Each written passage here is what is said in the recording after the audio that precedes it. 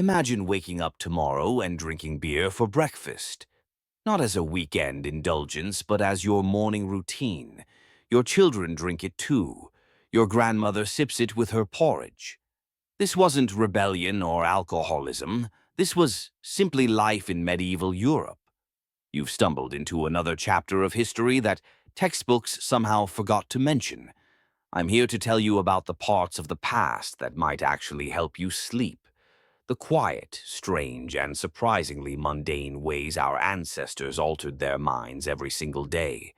So settle into your pillows, let your eyes grow heavy, and join me as we discover what it truly meant to alter one's consciousness in an age of castles, monks, and mysterious herbs. This is the medieval way of getting high. Picture, if you will, a medieval morning. The year is 1347, somewhere in rural England. A peasant awakens not to coffee, but to small ale, a weak beer that children, adults, and elderly alike consumed with their breakfast. This wasn't unusual. This was life. You see, medieval people didn't set out to get drunk every day, but they lived in a constant state of mild intoxication that we would find remarkable today. Beer and ale weren't luxuries. They were safer than water, more nutritious than water, and frankly made the harsh realities of medieval life a bit more bearable. The brewing process naturally killed harmful bacteria, making these beverages healthier options than questionable water sources. A typical person might consume 2 to 3 gallons of weak ale per day. That's roughly equivalent to having a light beer with every meal and snack, creating a gentle, persistent buzz that softened the edges of a very hard world. But this was just the beginning of medieval consciousness alteration. The real story lies in the shadows of monastery gardens and the herb pouches of wise women, where far more potent substances awaited those who knew where to look.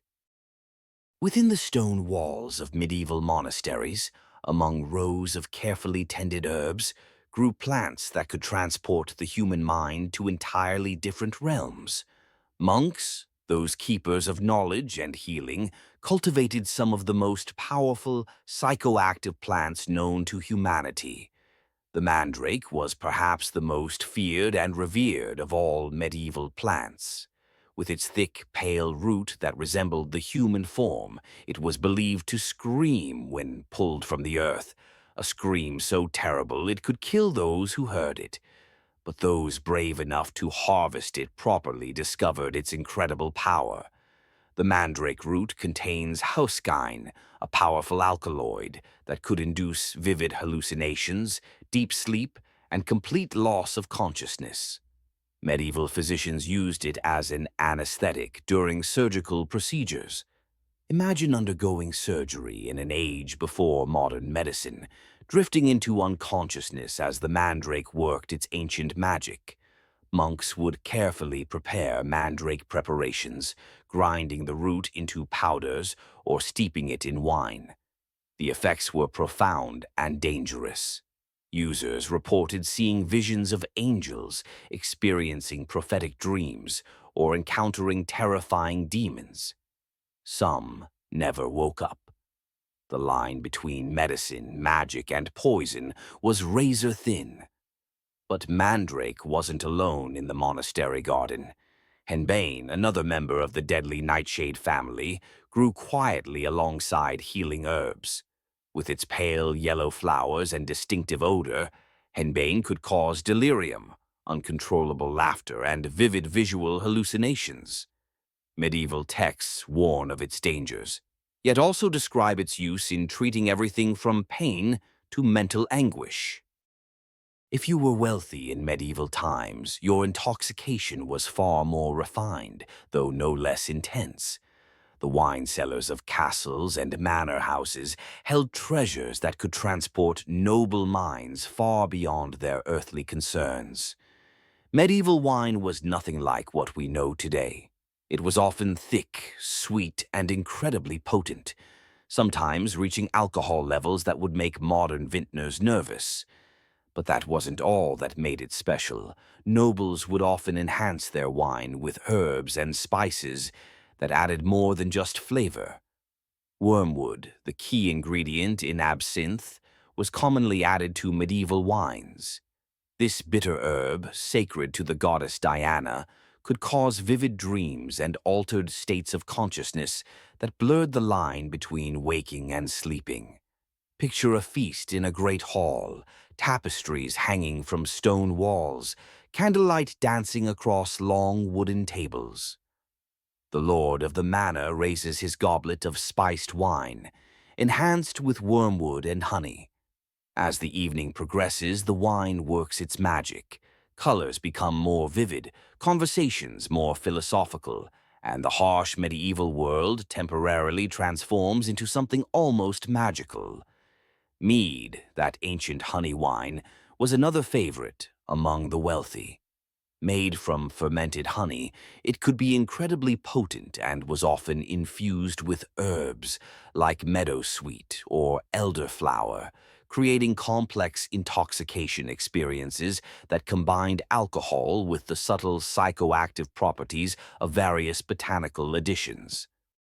In the margins of medieval society lived women who possessed dangerous knowledge, the herbalists, healers, and wise women who understood the secrets of plant consciousness. These women, often later persecuted as witches, were the true masters of medieval intoxication. They knew that certain mushrooms growing in the deep forest could open doorways to otherworldly experiences.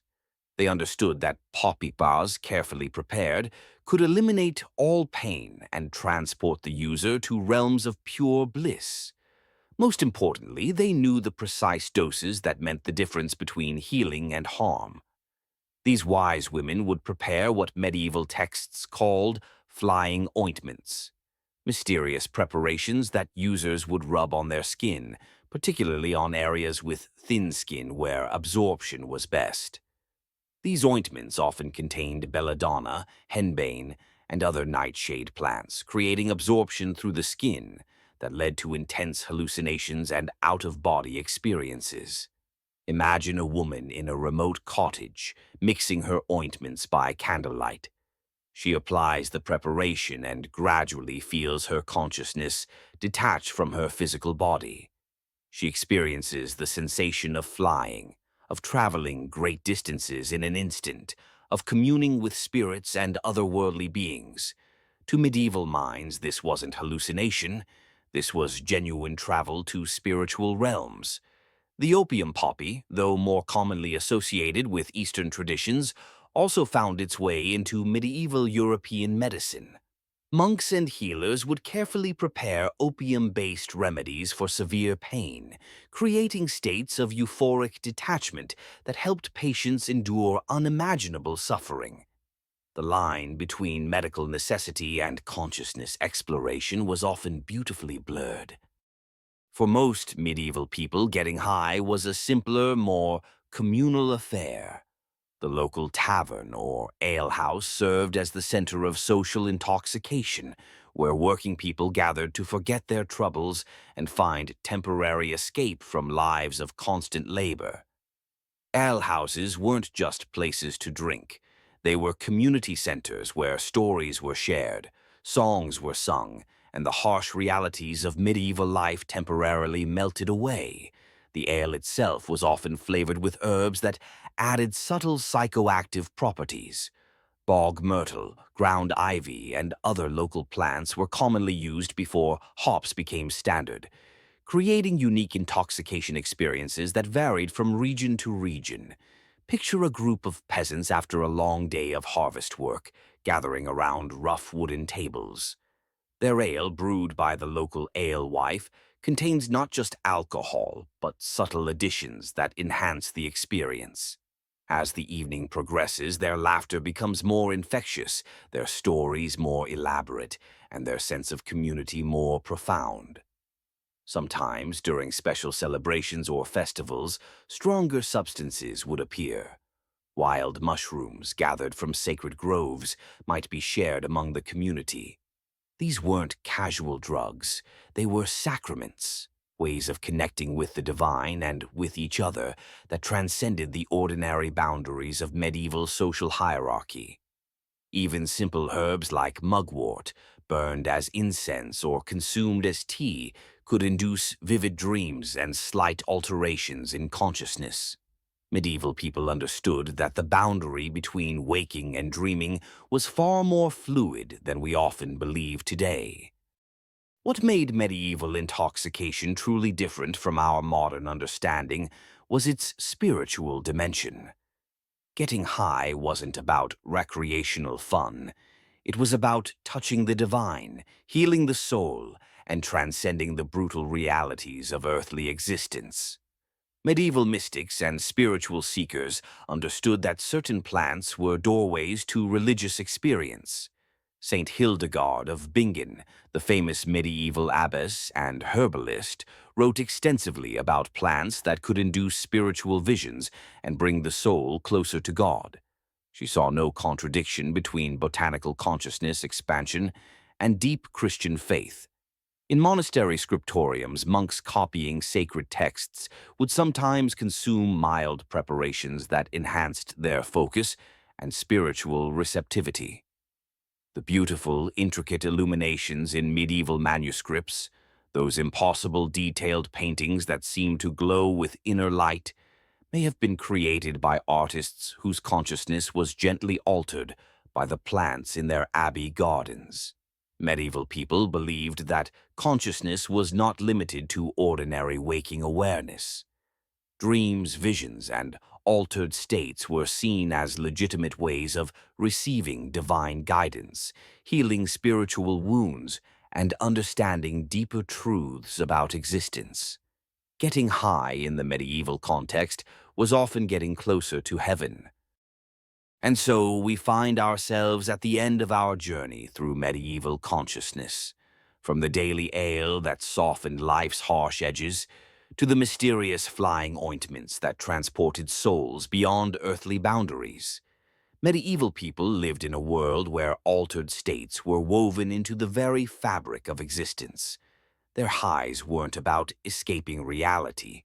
They were about finding deeper layers of reality, connecting with the divine, healing both body and spirit, and creating community bonds that transcended ordinary social barriers. As you drift off to sleep tonight, perhaps you can imagine yourself in a medieval herb garden, surrounded by plants that hold ancient secrets, feeling the gentle buzz of ale and honeymead, touching the edges of consciousness that our ancestors knew so well. Thank you for joining me at Dozing Documentarian, where the past comes alive in the gentlest possible way.